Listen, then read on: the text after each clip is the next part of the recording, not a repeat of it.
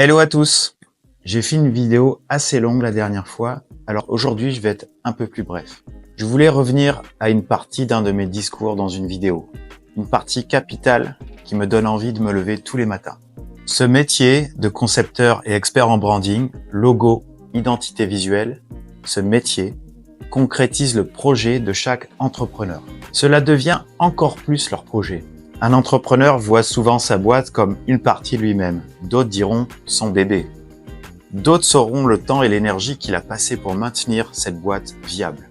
Et au début de leur aventure, avant même d'en être là, chaque entrepreneur a imaginé sa boîte. Il a passé des longues heures ou soirées à préparer les aspects, les prévisionnels, les valeurs, la dynamique de son entreprise. Et quand on réalise le branding ou même uniquement le logo pour cet entrepreneur, on va procéder avec savoir-faire, mais surtout avec écoute, et correspondre à l'idée globale de cet entrepreneur, ce qu'il avait en tête.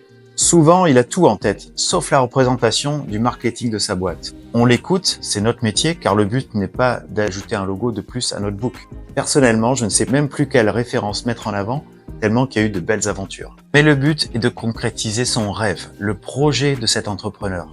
Pourquoi ? Parce que tout simplement, on va contribuer au changement de la vie de cet entrepreneur. Il va croire encore plus à son projet, être à l'aise en parlant de sa boîte, gagner en confiance dans tous les moments de sa journée de travail. Son projet de boîte va devenir encore plus concret et passionnant. En comparaison, tout ça, c'est un peu comme quand on a un projet de maison. On l'a imaginé dans sa tête pendant des heures et des semaines. On a commencé à griffonner des plans le soir, des dispositions, des idées de finition, récolter des idées de couleurs ou de détails. Quand finalement l'architecte ou le constructeur finalise, et c'est pour ça qu'il montre souvent le projet en 3D réaliste, cela prend une autre ampleur. On a notre projet, ce qu'on avait imaginé pendant des jours et des heures devant nos yeux. Il devient réalisable, concret, crédible, et à ce moment-là, le rêve, entre guillemets, se concrétise. C'est là que le projet commence vraiment.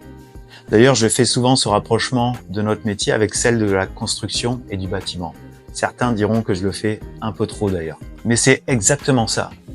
Nous préparons les fondations d'une marque, d'une identité. Ensuite, nous passons au second œuvre, l'habillage, les dérivatifs, les déclinaisons.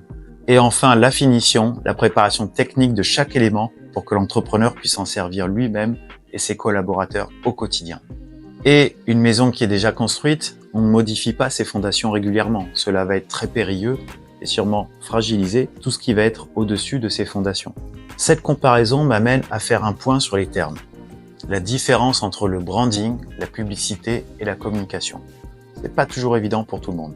La publicité cherche l'effet rapide et agit sur un délai de 3 à 6 mois maximum en retombée de vente. La communication est un ensemble de messages répétés dans un certain positionnement marketing qui voit ses effets arriver au bout d'1 an et demi, 2 ans minimum. Le branding, quant à lui, représente vraiment les fondations de la marque, son socle solide et durable. Et évidemment, on ne doit pas et on ne peut pas le détruire ou le refaire trop souvent, car cela va fragiliser votre structure.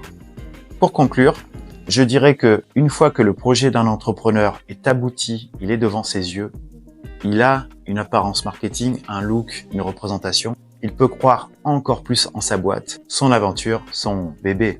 Là-dessus, je vous dis à bientôt et pensez à vous abonner.